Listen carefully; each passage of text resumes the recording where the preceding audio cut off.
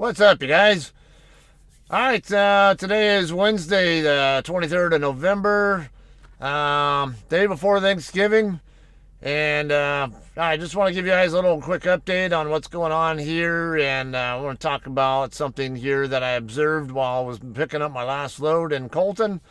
You might have seen that part of it, and I didn't really talk much about it in that video, but there's some details about it that I do want to discuss that are important to bring up, and that would be the issue of training. Trainers not doing their jobs and training their trainees, and I want to use this footage here of a Covenant driver who's a trainee trying to slide his tandems, and apparently, which I'm going to get into more of that in a minute here. But before I do that, I want to give you guys a little update on what's going on here, though. I'm at the mothership, as we call it, the JCT home terminal in Sepulpa, Oklahoma. I ended up getting permission to drop my load here because it ended up not being set for delivery until Friday at early Friday morning. So I got permission to go ahead and drop the trailer here, and originally got a plan to take another person's load up to over to Phoenix, but they ended up taking off with that load themselves instead. So I still ended up getting permission to drop my Harrisonville load though, and instead was told to grab a certain empty trailer, and I'm going to be picking up a reload at the Tyson plant in Waldron, Arkansas.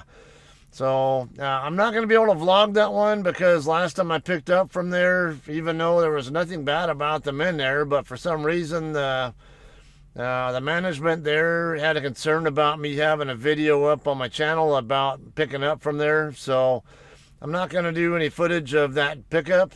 However, I still have plenty of backing footage and things I see kind of stuff that I can always work on, get posted for you on a fairly daily basis in between now and when this load that I'm going to be picking up delivers.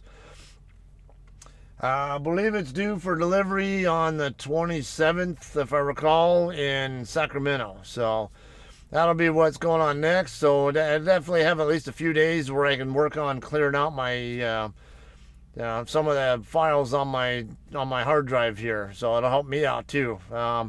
Then give you guys some stuff worth watching, hopefully.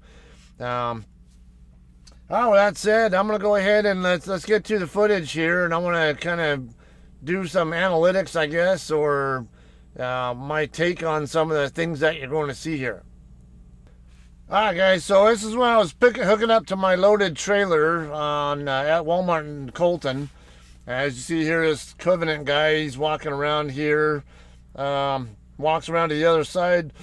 I don't know if he's looking to see if his pins are all released or what, but he's crawling all the way underneath. That makes me wonder what's going on there.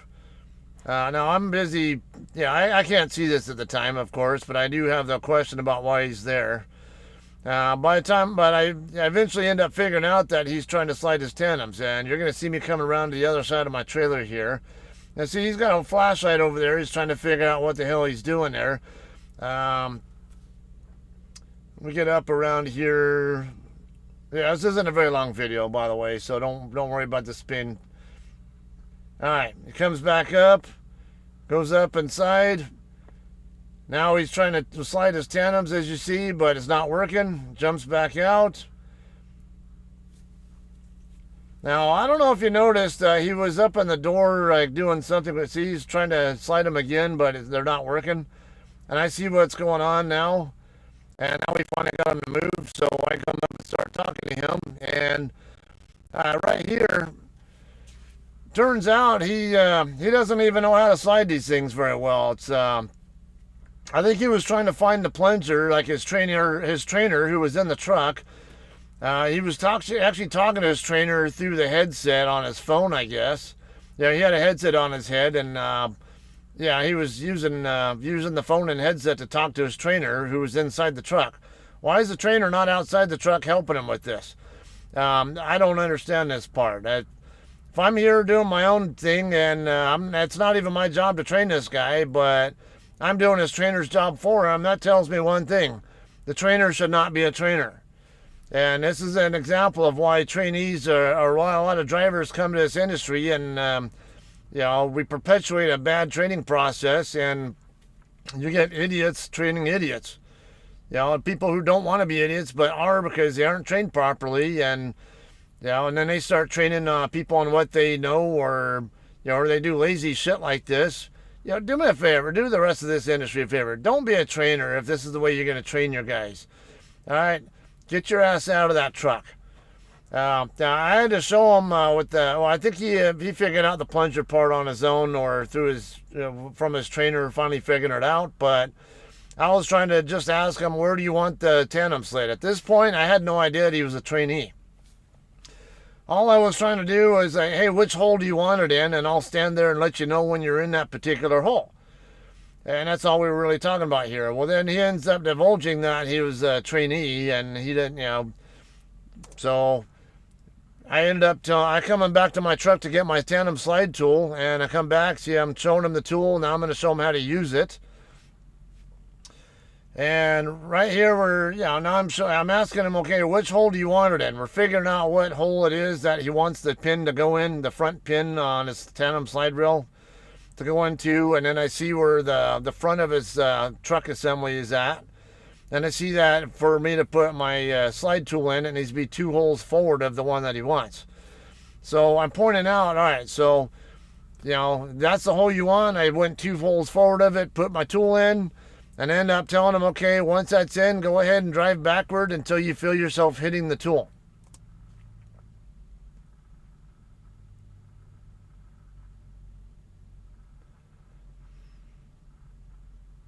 Okay, now he's going to back up until he hits the tool. You can actually feel it from the driver's seat. All right. All right, now there was a point, I think, where he got out when I didn't need him to get out. I don't know if the camera is picking me up right now, but so there are hand signals you should be working on using as well. Now, with these trailers that have the pneumatic tandem slide rail cylinder, it's just a little plunger on the, sitting right there in front of the front left tires. Now, right where I'm standing or sitting here in this view is where you can access this plunger. Just pull it out toward you. Now, the trailer brakes have to be set for it to come out. If the brakes are released, you're not going to get that plunger to come out. Now, when you're done sliding the tandems and you want to let the pins back out, there's 2 ways you can do that. One is either push that plunger valve back in. The other way is from the driver's seat, push the red brake valve in and then pull it back out. And then that should let them release.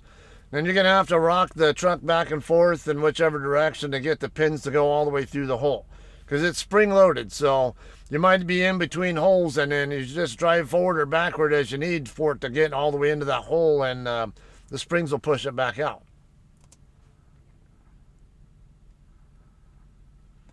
All right, he's on there, but now see, I told him when he was outside there with me, when you get through hitting when you feel yourself hitting my tool, set the trailer brakes.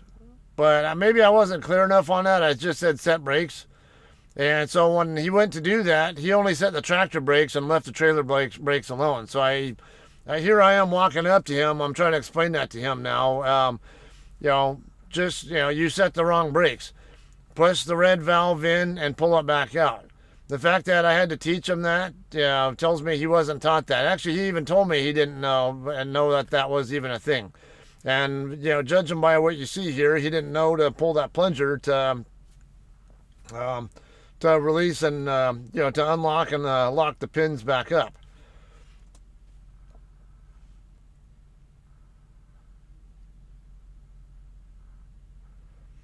Okay, at this point, I'm just telling him, just back up. Yeah, so because he ricocheted off my tool. And I told him, go ahead and back up again so you're on the tool. And then set the trailer brakes, and then release the trailer brakes, and then reset them, and then rock the truck back and forth, move the truck forward so it's in the hole. Now we're talking there. This is pretty much the end here, but This is where, you just saw his hand up, his left hand up by his head. That's him playing with his headset, talking to his trainer inside the truck. Yeah, again, he was in front of my truck. If you watch that video, look at the timestamps on it, how long he was sitting there in front of where my trailer was at, trying to slide tandems. He was in there for a pretty good amount of time. I said I was pretty much completely done pre-trip on my trailer by the time. Okay, so he was pretty much. I was already pretty much done pre-trip on my trailer by the time he was even ready to pull away from there and be out of my way too. So yeah, which I'm not complaining about the time it takes, but train your guys properly. If I see a person needs to be trained, and they're trying to be out of the way doing that kind of stuff, that's one thing. But even then, if you're going to be at Walmart DC or WCC as we call it in Colton, and you need to slide your tandems, right there is not the place to do it.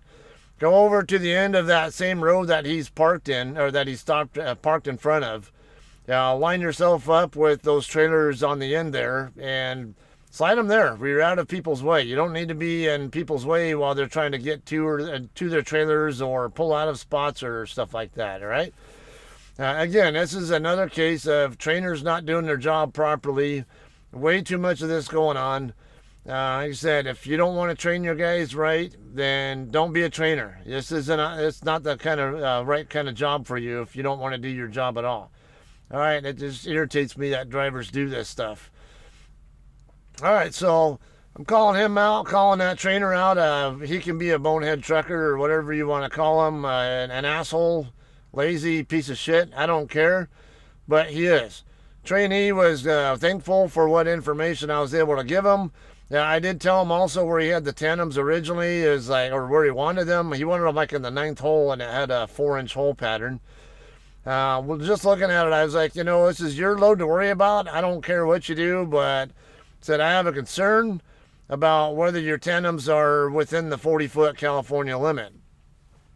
Ask him where are you taking this load to, and he goes to Kentucky. And I go, okay, so probably London, Kentucky, and it turned out to be where they were going to. I said, yeah, you might have the Cajon Pass way station open by the time when you're going through there, possibly. I asked him what route are you taking, but if he said London, Kentucky, I know he's going to go up to I-40. So he didn't really know which route he was going to go. Like, I'm pretty certain you're going to go up to Barstow and take 40 across. So, like I said, you got the way station in Cajon Pass to worry about. Whether or not they say something about that is another question. It's enforceable, absolutely, if it's over 40 feet. And I was explaining to him also the way you can tell that you're within the limit. Don't go by what hole number, because the trailers, different manufacturers or different hole patterns and all that could mean different things. Said take a tape measure, and for California, measure from the rear trailer axle, the center of the rear trailer axle to the ICC bar. That should be at least 10 feet. 10 feet or longer to be legal in California. Other states, they go by kingpin to center of the axle group. I talked about this in one of my recent videos. It could have been the Colton pickup. I don't know. One of the really recent ones, it might have been the shafter delivery. If you go to the first part of that video, though, I talk about this with with what states have what kind of axle length limits. California's not the only one, nor is Florida the only one outside of California. There are plenty of others. Just got to look at that. I have a cheat sheet on that, whichever video it is that you can also use, all right? So, all right. That said, I'm going to go ahead and call this one a day here, right, guys? Like I said, I'll be leaving here, going to Waldron, Arkansas to pick up my load, and it'll be delivered in Sacramento. I will not have a vlog post of my Waldron pickup for you, unfortunately, because of their concerns about me posting YouTube videos of their facility. So, like I said, I'm just going to respect their wishes and not give bring bad business for JCT as well. So, I will not do any more vlog posts until I get to Sacramento or wherever I do another pickup delivery. But until then, like I said, I'll have some things I see while trucking and backing compilation, like an analysis type of videos for you to watch in between there. So that's all right. You all have a great Thanksgiving. Thanks for hanging out, and we'll see you then. Appreciate it.